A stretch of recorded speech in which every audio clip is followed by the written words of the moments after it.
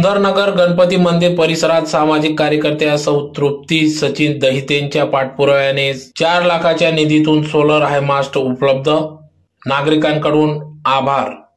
याबाबत अधिक वृत्त असे की धुळे शहरातील प्रभाग क्रमांक 6 मधील वलवाडी परिसरातील सुंदरनगर येथील सामाजिक कार्यकर्त्या तृप्ती सचिन दहिते व माजी सरपंच नकाने तथा शिक्षक प्रकाश खैरनार सर व नागरिकांच्या उपस्थितीत आज दिनांक 4 सप्टेंबर 2024 रोजी दुपारी 1000 वॅट सोलर हायमास्टचे सामाजिक कार्यकर्त्या सौ तृप्ती दहिते यांच्या हस्ते श्रीफळ वाढवून उद्घाटन करण्यात आले।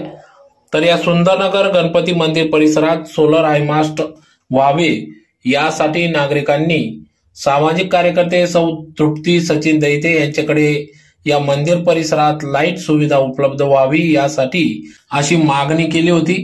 यासाठी प्रकाश खैरनार सर व स्थानिक नागरिकांनी सदर मागणी केल्यानंतर सामाजिक कार्यकर्त्या तृप्ती दहिते यांनी थेट पालकमंत्री यांच्याशी संपर्क साधून गिरीश महाजन यांच्या अध्यक्षतेखाली त्यांच्या आदेशान्वये जिल्हा नियोजन समितीच्या बैठकीतून सदर हा निधी मंजूर करण्यात आला व निधी उपलब्ध देखील झाला असून या कामासाठी मनपा अभियंता प्रदीप चव्हाण यांचे मोलाचे सहकार्य लाभले। त्याचबरोबर विद्युत अभियंता NK बागुल यांचे देखील सहकार्य लाभले। तर गेल्या अनेक वर्षापासून येथील स्थानिक नागरिकांनी या लाईटची मागणी केली होती। सामाजिक कार्यकर्त्या तृप्ती दहिते यांनी सदर पाठपुरावा करून या ठिकाणी अत्याधुनिक पद्धतीचा सोलर हायमास्ट या ठिकाणी 4 लाख रुपये किमतीचा हायमास्ट उपलब्ध करून घेतला। त्याचबरोबर सुंदरनगर गणपती मंदिर परिसरात वॉल कंपाऊंड साठी देखील लाखो रुपयांचा निधी उपलब्ध करून घेतला असून ते काम देखील लवकरच मार्गी लागत आहे व लवकरात लवकर पूर्ण देखील होणार असल्याचे समजते।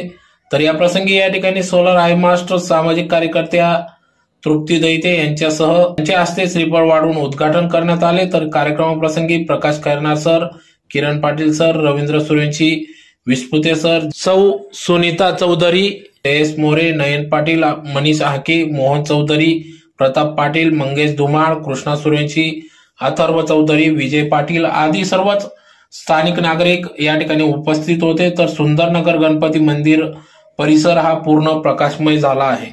या सुंदरनगर परिसरात सुंदरनगर गणपती मंदिर परिसर हा प्रकाशमय झाल्याने सामाजिक कार्यकर्त्या तृप्ती दहिते यांचे स्थानिक नागरिकांकडून स्वागत सत्कार करण्यात आला व आभार देखील व्यक्त करण्यात आले। तर सुंदरनगर आजूबाजू परिसरात कर्तव्यदक्ष सामाजिक कार्यकर्त्या तृप्ती दहिते यांच्या कर्तव्यदक्षता पाहून प्रभाग क्रमांक 6 चा विकास हा झाल्याशिवाय राहणार नाही अशी प्रतिक्रिया आम जनता नागरिकातून व्यक्त होत आहे। आज सुंदरनगर इथं LED सोलर हायमास्ट बसवण्याचं काम झालं।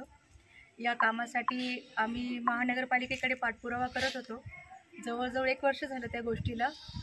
त्याच्यासाठी आम्ही 5 लाईटांसाठी सांगत होतो, पण म्हणतात ना की गुड थिंग्स टेक टाइम्स त्याप्रमाणे आज थोडं उशिरा झालं, पण जवळजवळ 4.25 लाखाचा LED सोलर लाईट आज धुळे महानगरपालिकेकडनं बसवण्यात आला। त्याच्यासाठी आपले पालकमंत्री जे आहेत गिरीश महाजन साहेब त्यांच्याकडनं निधी आला होता, त्या निधीतून हे काम झाले।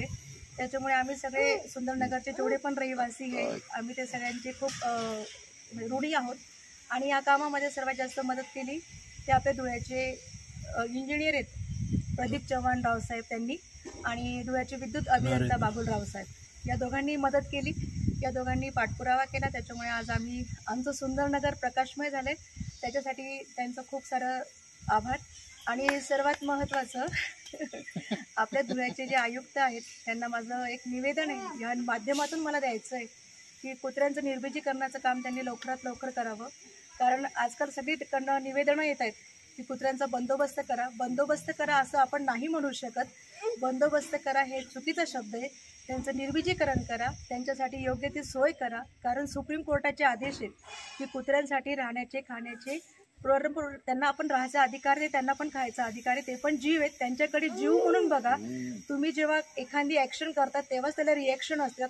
कुत्राचा वाघ येतो हे माहीत आहे, पण तुम्ही त्यांना मारू नका। तुम्ही त्यांना जीव लावला तर वाघसुद्धा जवळ येतो। हे तर कुत्रा प्राणी आहे। माझी कळकळीची विनंती आहे की निर्बीजीकरणाची प्रोसेस लवकरात लवकर चालू करा। थँक्यू। सुंदरनगर कॉलनी आहे आणि त्या ठिकाणी आम्ही बऱ्याच वर्षापासून प्रयत्न करत होतो। तर आमच्या कॉलनीचं ओपन स्पेस मंजूर व्हायला पाहिजे किंवा लाईट बसवायला पाहिजे. 2022मध्ये आम्ही बऱ्याच ठिकाणी पाठपुरावा केला, पण आम्हाला यश मिळालं नाही. पण आम्ही ताई साहेबांकडे गेलो आणि ताई साहेबांना सांगितलं, ताई साहेबांचं आम्हाला आपल्या कॉलनीमध्ये आपल्याला ओपन बेस आणि गणपतीचं मंदिर आहे, त्या ठिकाणी आपल्याला लाईट बसवायचं आहे. ताईंनी सांगितलं काय हरकत नाही, मी बोलतो. आणि ताईंनी आमच्या शब्दाला मान दिला. आणि ताईंनी आपले जे धुळ्याचे पालकमंत्री आहेत महाजन साहेब, आणि महाजन साहेबांना त्यांनी शब्द दिला. आणि महाजन साहेबांनी डायरेक्ट सांगितलं काय हरकत नाही, तुम्हाला जे काही लागत असेल तर मी मदत करेन.